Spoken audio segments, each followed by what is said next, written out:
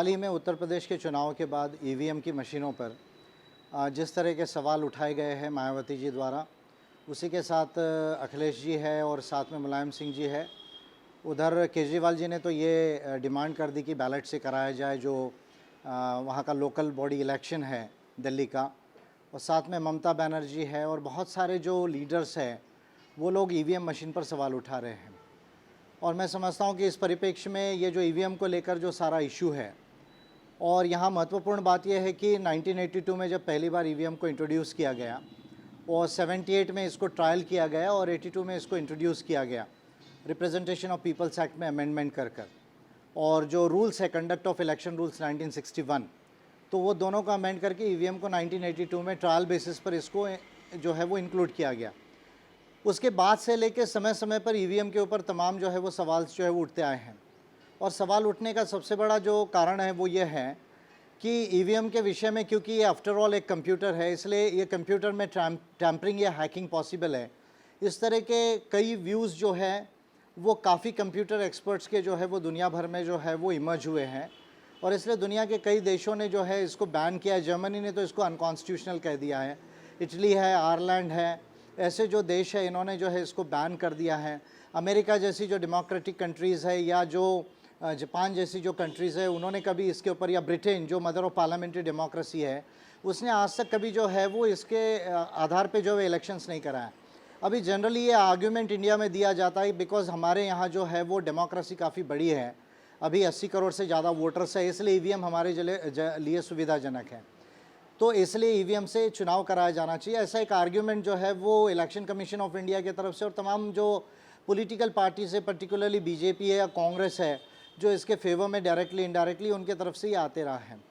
इस विषय में ये बात ज़रूर यहाँ उल्लेख करना ज़रूरी है कि काफ़ी कोर्ट केसेस के बाद, जब पर्टिकुलरली 2013 में जो कोर्ट केस हुआ और जिसका डिसीजन जो है वो 8 अक्टूबर 2013 को आया, doctor Subramanian Swamy versus Election Commission of India, उसमें इलेक्शन कमीशन ऑफ इंडिया के समक्ष जिस तरह से जो पेटिशनर थे स्वामी और उनके जो साइंटिस्ट और प्रोफेसर्स थे, तो उनके समक्ष जब सुप्रीम कोर्ट ऑफ इंडिया ने ये तमाम चीज़ों को इवैल्यूएट किया, तो ये बात पर ज़रूर डाउट लिया गया कि नहीं, ये मशीन जो है फुल प्रूफ नहीं है और इसमें राइट टू इन्फॉर्मेशन होना चाहिए। अब राइट टू इन्फॉर्मेशन अगर होना चाहिए तो राइट टू इन्फॉर्मेशन के लिए जो दुनिया भर में ईवीएम के ऊपर जहाँ चुनाव हो रहे हैं, वहाँ पेपर ट्रेल के बगैर इसमें चुनाव नहीं होते। जैसे हमारा एटीएम में जो हम पैसा निकालते हैं तो हमको एक स्लिप आती है कि इतना पैसा निकला, इतना बैलेंस है, उस तरह से ईवीएम में एक पेपर ट्रेल होता है जिसको भारत के अंदर में वीवीपैट के नाम से जो है वो कहा जा रहा है, और उस वीवीपैट के आधार पर पेपर ट्रेल लगाकर ही ईवीएम से चुनाव कराया जाना चाहिए, और ये काम 2019 तक होना चाहिए। ऐसा क्लियर जो है वो order supreme court of India का था। बावजूद इसके अभी पिछले 2 साल में मेरे पास एविडेंस है, और ये एविडेंसेस के आधार पे मैं इलेक्शन कमीशन ऑफ इंडिया के आरटीआई से मैं आप लोगों को ये बता रहा हूँ कि वेरी लेटेस्टली जो है ये 4 मार्च का जो है वो अम्बेडकराइट पार्टी ऑफ इंडिया को जो ईसीआई ने जो रिप्लाई दिया है, उसके मद्देनज़र जो है वो पिछले 2 साल में, यानी जब से बीजेपी की गवर्नमेंट बनी, जब से मोदी गवर्नमेंट बनी है, तो ईवीएम के लिए लगभग जो है 16,68,000 ईवीएम्स जो है भारत के अंदर में हमको उसको वीवीपैट लगाना पड़ेगा, क्योंकि कुछ मशीन्स 12 लाख से ज़्यादा मशीन्स पर चुनाव होता है पार्लियामेंट्री इलेक्शंस, और कुछ मशीन्स रिजर्व होती है, कुछ मशीन्स जो साथ साथ में स्टेट में इलेक्शंस होते हैं, जैसे आंध्र, तेलंगाना, उड़ीसा में इलेक्शंस होंगे तो वहाँ पर भी कुछ एडिशनल मशीन्स लगती है। तो सुप्रीम कोर्ट के ऑर्डर के बावजूद पिछले 2 सालों में, मैं आपको आरटीआई के प्रूफ से बता रहा हूँ, इस साल का बजट अभी वेरीफाई करना बाकी है, लेकिन जब से मोदी गवर्नमेंट बनी, उस मोदी गवर्नमेंट ने जो है एक सिंगल रुपया भी वीवीपैट के लिए नहीं दिया है, जबकि इलेक्शन कमीशन ऑफ इंडिया ने इसका प्रोटोटाइप का टेस्टिंग कर लिया है, और भारत सरकार की जो पीएसयू है, एक पीएसयू है, वो पीएसयू ने इसको जो है प्रोटोटाइप बना लिया है, जिसको आईटीआई कहा जाता है। आईटीआई जिसका मनकापुर उत्तर प्रदेश में जो है वो मैन्युफैक्चरिंग यूनिट है और बैंगलोर में उसका कॉर्पोरेट ऑफिस है, उसको जो है इन्होंने ऑर्डर दिया है और उसने प्रोटोटाइप बना लिया है। यानी अब ईवीएम में तमाम टेस्टिंग के बाद में जो है ये वीवीपैट लगाने की सुविधा हो गई है, लेकिन इसके बावजूद 2 साल हो गए, अभी तक मोदी गवर्नमेंट ने इस पर 1 रुपया ना देते हुए ये जो उत्तर प्रदेश और 5 राज्यों के चुनाव हुए, इसमें जो बगैर पेपर ट्रेल के जो है वो ये चुनाव कराए गए, कुछ लिमिटेड लगाई गई, क्योंकि अभी 53,000 से ऊपर मशीन्स नहीं है इलेक्शन कमीशन ऑफ इंडिया के पास, जिसमें वीवीपैट लगा है, वो भी टेस्टेड टाइप के वीवीपैट्स है, फाइनल प्रोटोटाइप का नहीं है। तो ये 53,000 मशीन्स को जहां लगाए गए, उसका तो डेटा अभी आएगा कि कितनी मशीन्स कहां लगाई गई, उसमें कौन जीता कौन हारा, कितना वोटिंग मिला, वो मैंने आरटीआई किया है, उसका डिटेल आएगा मेरे पास में। आज वो फैक्ट्स हमारे पास नहीं है, इसलिए हम उस पर डिस्कस नहीं करेंगे। पर सवाल ये उठता है कि मोदी गवर्नमेंट ने जो केवल 1600 करोड़ रुपया इसमें लगता है, या कुछ नई ईवीएम्स, पुरानी ईवीएम्स को फेज आउट करना है, नई ईवीएम्स को लगाना है और वीवीपैट लगाना है, तो 3200 करोड़ रुपया लगता है। अभी इस साल का जो बजट था वो लगभग 22.5 लाख करोड़ का हमारा टोटल जो यूनियन गवर्नमेंट का बजट है। और खुशी की बात है कि इसमें ये बजटिंग में कुछ अच्छे प्रोविजंस भी किए, जैसे SC/ST को 21,500 करोड़ रुपए दिया API के वजह से। तो ये तमाम चीज़ें जब बजट में आप प्रोविजंस कर सकते हैं। दूसरे तरफ आप कारपोरेट्स को जो है 5.5 लाख करोड़ रुपए का टैक्स जो है अभी भी छोड़ रहे हैं, रेवेन्यू फोगॉन जिसको कहते हैं। भले ही उसका डेटा जेटली जी ने जो है वो अभी डिनाई कर दिया है, पहले इसका एक डेटा होता था बजट में। तो 5.5 लाख करोड़ रुपए आप कारपोरेट्स को छोड़ सकते हैं। आप जो है बैंक का NPS का लोन रिकवर नहीं कर सकते, जो लगभग 12 लाख करोड़ का जो है वो टच हो गया है। आप नोटबंदी के नाम पर जो है वो 1.5 लाख करोड़ जो है, 1.5 लाख करोड़ जो है उससे ज़्यादा जो है वो करेंसी जो है वो डिस्ट्रॉय नहीं हुई है, और 1.5 लाख करोड़ से ज़्यादा जो है वो ब्लैक वाइट नहीं हो सकता है। अभी SIT ने कहा केवल 70,000 करोड़ जो है वो वाइट हुआ है। तो सवाल ये उठता है कि 5.5 लाख करोड़ रुपए आप रेवेन्यू फॉरगॉन यानी टैक्सेस छोड़ सकते हैं। आप NPS 12 लाख करोड़ के रिकवर नहीं कर सकते। आप नोटबंदी के नाम पर जो है केवल 70,000 करोड़ रुपए वापस लाते, लेकिन 1.5 लाख करोड़ से ज़्यादा आपका लॉस हो जाता है GDP का। लेकिन आप EVM के लिए 3,200 करोड़ रुपया क्यों नहीं दे सकते हैं? मैं समझता हूँ कि ये सबसे बड़ा प्रश्न चिन्ह मोदी गवर्नमेंट के ऊपर में यहाँ निर्माण हो गया है। जो 104 सैटेलाइट छोड़ने का दावा तो इंडिया कर सकता है, मेक इन इंडिया का ऐसा कर सकता है, दुनिया के सैटेलाइट्स हम छोड़ के वर्ल्ड रिकॉर्ड बना सकते हैं। हमारे डिमोनेटाइजेशन में हम ATM को रिकैलिब्रेट कर सकते हैं, लेकिन हमारी EVM को रिकैलिब्रेट हम क्यों नहीं कर सकते? ये सवाल इटसेल्फ जो है बहुत बड़ा प्रश्न चिन्ह है जो मोदी गवर्नमेंट के ऊपर खड़ा हो गया है। और मैं समझता हूँ यह इलेक्शन कमीशन ऑफ इंडिया को भी स्ट्रिक्ट होने की ज़रूरत है। यहाँ इलेक्शन कमीशन ऑफ इंडिया को खुद कंटेम्प्ट पिटीशन फाइल करना चाहिए था गवर्नमेंट ऑफ इंडिया के अगेंस्ट में।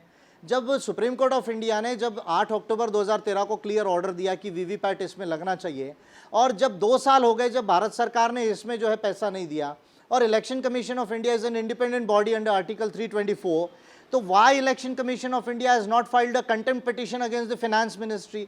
This itself is a very dubious question on which raises a very dubious mark on the Election Commission of India. तो मैं समझता हूँ कि Election Commission of India independent body है, जिसको फाइनेंस मिनिस्ट्री के अगेंस्ट में खुद कंटेम्प्ट पिटीशन फाइल करना चाहिए था। अभी कुछ लोगों ने जाकर जनवरी में फाइल किया, ऐसा पता चल रहा है, कुछ ऑर्गेनाइजेशंस ने, अच्छी बात है, लेकिन ये देखना जरूरी है कि फाइनेंस मिनिस्ट्री को इसमें रिस्पॉन्डेंट बनाया या नहीं बनाया।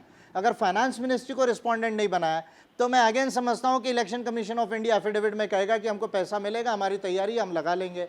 लेकिन जो टेक्निकल इंडस्ट्री है वो ये कह रही है, ITI लिमिटेड, कि 2019 तक 5 लाख से ज़्यादा मशीनें नहीं बन सकती है। तो सवाल यह है कि अगर आज कंप्लीट पैसा भी मिला और यहाँ पर जो है वो 17 लाख लगभग मशीन पे हमको वीवीपैट लगाना है, अगर हम मान भी ले कि 50,000 मशीन में लग गया तो 16.5 लाख मशीन में वीवीपैट लगना है। तो क्या 19 तक 5 लाख से ज़्यादा मशीन में लगाने की कैपेसिटी ITI की है? और अगर नहीं है तो क्या ये काम 2, 4, 5, 10 भारत सरकार की और एजेंसीज को दिया जा सकता है आउटसोर्सिंग करके? ये एक महत्वपूर्ण इशू है। लेकिन 2019 का चुनाव अगर वीवीपैट के साथ नहीं होता है तो मैं समझता हूँ फिर भारत के अंदर में एक बहुत बड़ा धोखा होगा। दूसरी एक इन्फॉर्मिटी है जो सुप्रीम कोर्ट ऑफ इंडिया के ऑर्डर में इटसेल्फ है 2013 में, जिसके ऊपर में मैं ध्यान आकर्षित करना ज़रूरी समझता हूँ। यहाँ क्या इन्फॉर्मिटी है? इन्फॉर्मिटी ये है कि दुनिया भर में जहाँ EVM में पेपर ट्रेल लगता है और उसको बॉक्स में डाला जाता है, जैसे आपने अम्बेडकराइट पार्टी ऑफ इंडिया को वोट किया तो कोर्ट का सिंबल का आएगा, कैंडिडेट आएगा, उसका नाम आएगा, वो आप बॉक्स में डालेंगे, यानी आप कंफर्म हो गए कि मैंने EVM में वोट डाला और वो बरोबर API को मिला। अब जब ये काउंटिंग होता है तो काउंटिंग के दिन में एक मेथड है जो साइंटिफिक मेथड है। ये साइंटिफिक मेथड जो दुनिया भर की एजेंसीज है जिन्होंने इसके ऊपर रिसर्च किया है, 2 एजेंसीज का नाम मैं पर्टिकुलरली यहाँ लेना चाहूँगा जो सबसे ऑथेंटिक एजेंसीज है, और मैं समझता हूँ कि ये बात इलेक्शन कमीशन ऑफ इंडिया को मालूम होना चाहिए, लॉ कमीशन ऑफ इंडिया को मालूम होना चाहिए, लॉ मिनिस्ट्री को मालूम होना चाहिए, और मेरी उम्मीद है कि पार्लियामेंट को भी मालूम होना चाहिए। UN एजेंसी का पार्टनर एजेंसी है आइडिया इंटरनेशनल। ये आइडिया इंटरनेशनल ये UN की एजेंसी है जो केवल चुनावी व्यवस्था पे जिसका सबसे ज़्यादा रिसर्च है दुनिया के अंदर। और दूसरा वेनिस कमीशन फॉर डेमोक्रेसी जो EU का एजेंसी है, ये दोनों एजेंसीज को अगर आप सिस्टमेटिक स्टडी करेंगे, दुनिया भर में ये रिकॉर्ड जो है वो पूरा पब्लिश्ड है कि कभी भी वो जो वोट्स है उसको पेटिशन के बाद, केवल चैलेंज होने के बाद नहीं काउंट किया जाता है। मैं समझता हूँ कि यहाँ इन्फर्मिटी है सुप्रीम कोर्ट ऑफ इंडिया के ऑर्डर्स में। जब यहाँ रैंडम सैंपल में उसको काउंट किया जाता है, मान लीजिए इधर 100 वोट अगर ईवीएम में आए हैं तो 100 वोट को देखा जाता है, इधर मान लीजिए 20% 30% वोट्स को कैलकुलेट किया जाता है, उसका एवरेज निकाला जाता है कि भाई बरोबर चल रहा है या नहीं चल रहा है। तो और उस प्रोपोर्शन में अगर कोई डिफरेंस नज़र आता है तो फिर पूरे वोट्स को काउंट किए जाते हैं। इस मेथड को रैंडम सैंपल मेथड कहा जाता है। तो लेकिन जो ऑर्डर 2013 का है उसमें रैंडम सैंपल मेथड को लेके कहीं कोई ऑर्डर्स नहीं है।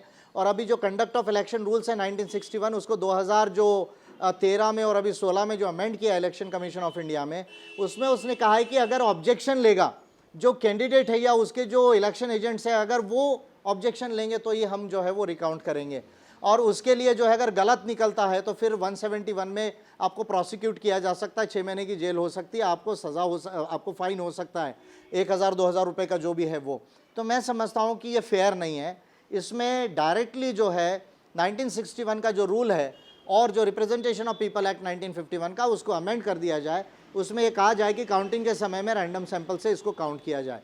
तो मैं समझता हूँ कि ये इलेक्शन कमीशन ऑफ इंडिया और फाइनेंस मिनिस्ट्री की अभी जिम्मेदारी हो गई है, भारत सरकार की जिम्मेदारी हो गई कि इसमें वीवीपैट लगाया जाए, रैंडम सैंपल काउंटिंग से जो है वो कराया जाए, तभी ईवीएम फेयर हो सकती है। अगर इसमें अगर फिर भी कोई टेक्नोलॉजिकल डाउट्स है कि पेपर ट्रेल में भी अगर हम समझते हैं कि अगर कोई टैंपरिंग और इस तरह की बातें हो सकती है, तो लास्ट ऑप्शन है कि बैलेट पर जाने के अलावा फिर कोई ऑप्शन भारत में नहीं बचेगा।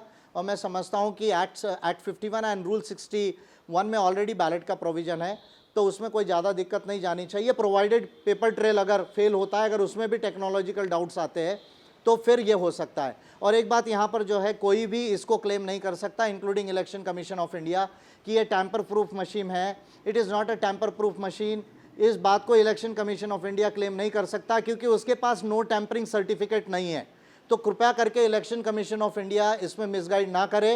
ये नो टैंपरिंग सर्टिफिकेट हर एक मशीन का, जो हैदराबाद और बेंगलोर की जो इलेक्ट्रॉनिक कंपनी लिमिटेड है, जो ECL जिसको ECIL कहा जाता है, और भारत इलेक्ट्रॉनिक्स लिमिटेड जो है जो बेंगलोर का है, ये जो दो कंपनीज पब्लिक सेक्टर एंटरप्राइजेज इसको बनाती है, no tampering certificate machine by machine नहीं है, इसलिए इसको कोई क्लेम नहीं कर सकता कि ये टैंपर प्रूफ मशीन है।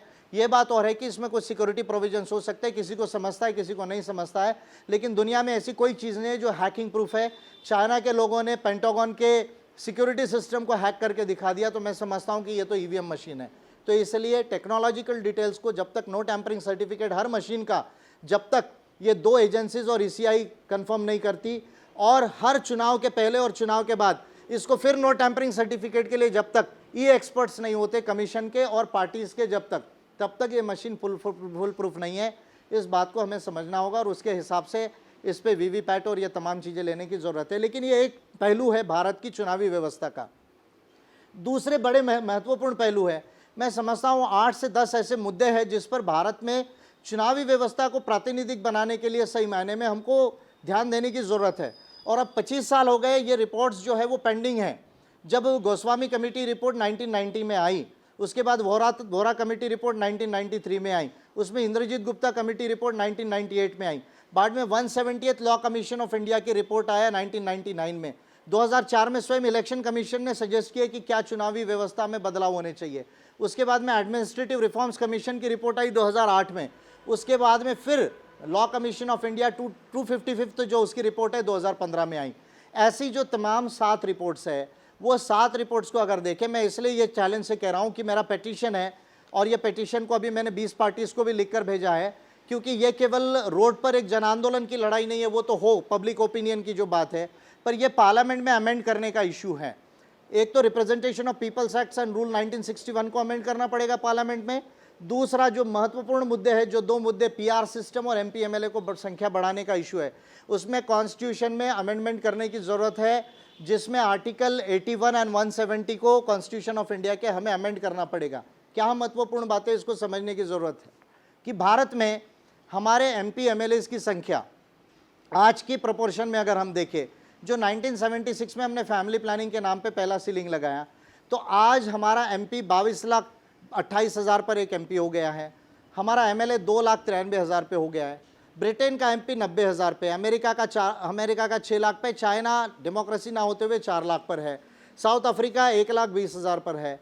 ये क्या प्रदर्शित करता है कि हमारा एमपी 22,28,000 पर जो है उसको अपनी बॉर्डर नहीं मालूम, लोग नहीं मालूम, वो कैसे रिप्रेजेंट करेगा।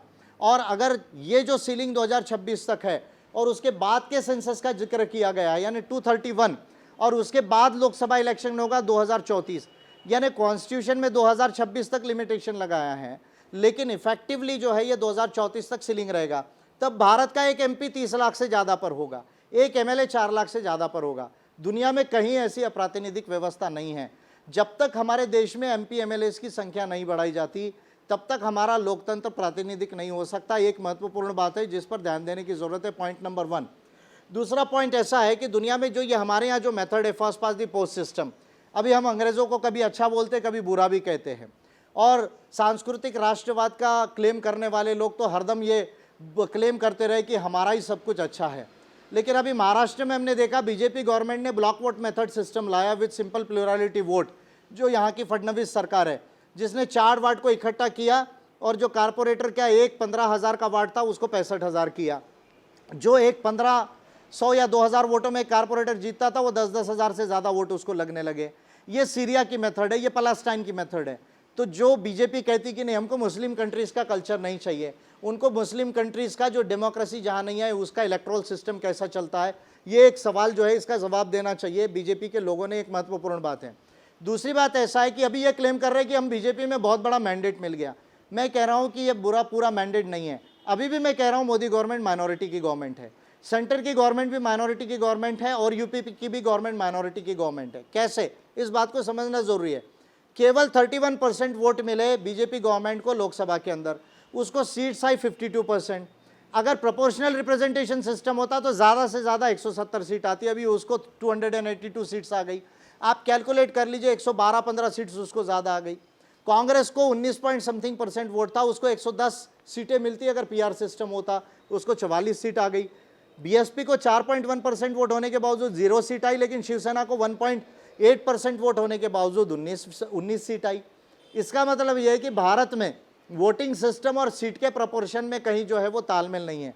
अभी यूपी के अंदर में बीजेपी और उसकी जो 2 अलाइंस पार्टनर थी, जो भारतीय समाज पार्टी है वो और अपना दल, ये जो है दोनों पार्टीज़ को मिला लो तो 41.4% वोट है।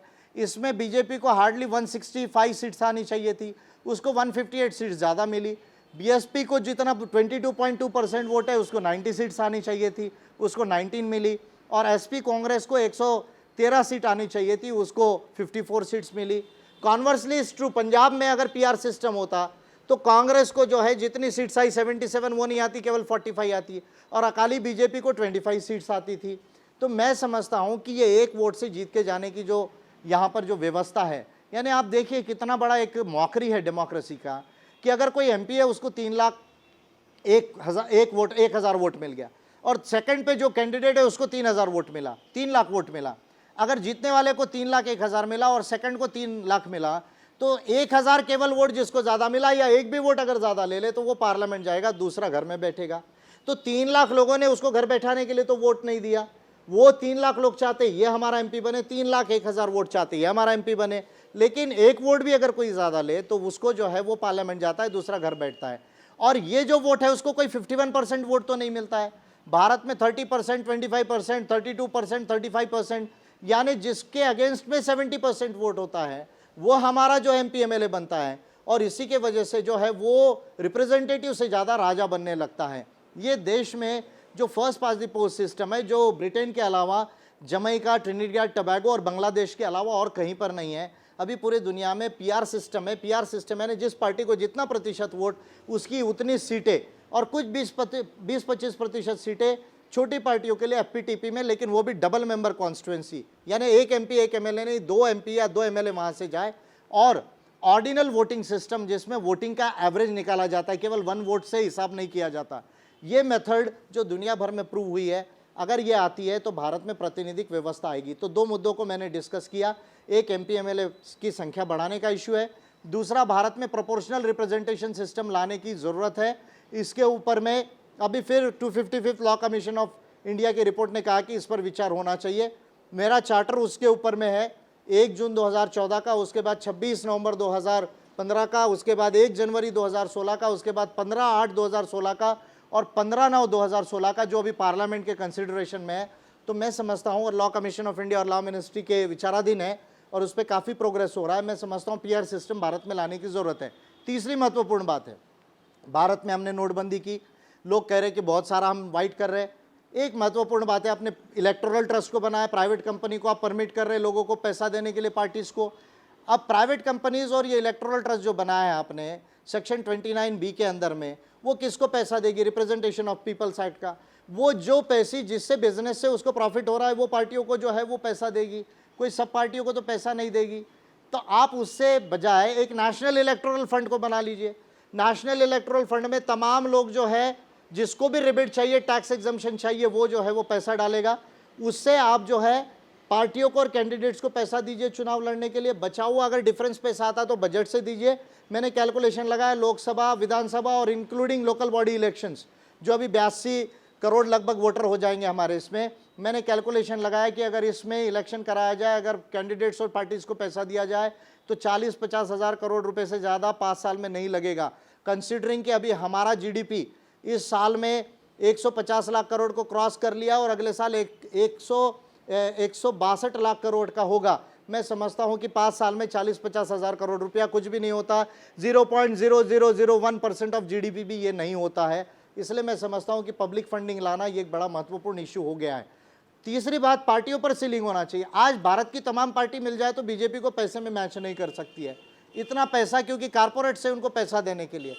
तो पार्टी जब कैंडिडेट पे आप 60 लाख का सीलिंग है, लेकिन पार्टी 600 करोड़ 6000 करोड़ भी कर सकती है, तो उसका अगर आप 543 सीटों पर एवरेज निकालेंगे तो जहां 60 लाख में एक कैंडिडेट लड़ रहा है तो दूसरा कैंडिडेट बीजेपी का अगर है तो उसका 60 करोड़ का रेशो हो जाता है, उससे ज़्यादा हो जाता है। तो मैं समझता हूं कि दुनिया भर में पार्टियों के एक्सपेंडिचर्स पर सीलिंग है और थर्ड पार्टी एक्सपेंडिचर यानी इंटरेस्ट ग्रुप, मित्र मंडल, इन पर भी सीलिंग है। ये महत्वपूर्ण है। चौथी बात, मीडिया पर कोई रेगुलेशन नहीं भारत में। ये इलेक्शन कमीशन ऑफ इंडिया का फिर मेरे पास प्रूफ है, आरटीआई का। ये है 27 जनवरी का। इलेक्शन कमीशन ऑफ इंडिया कह रहा है कि हमको मीडिया को रेगुलेट करने का कोई पावर नहीं है। What does this mean? कि रिप्रेजेंटेशन ऑफ पीपल्स एक्ट को अमेंड करना पड़ेगा। आज मीडिया जिसको चाहे उसको दिखा रही, जिसको चाहे उसको नहीं दिखा रही है। किसी का लाइव ब्रॉडकास्ट कर रही, किसी को बिल्कुल नहीं दिखा रही है। तो मैं समझता हूँ कि मीडिया में हर पार्टी, हर लीडर को दिखाना चाहिए।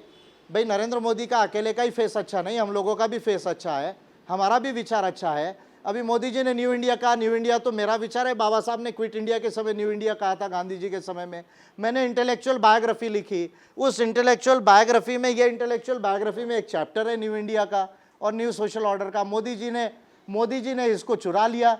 अब मोदी जी को अगर न्यू इंडिया पे बात करना है तो विजय मानकर से जरा पब्लिक डिबेट करके दिखाए टेलीविजन में, और लोग जज कर ले कि किसको ज़्यादा आता है।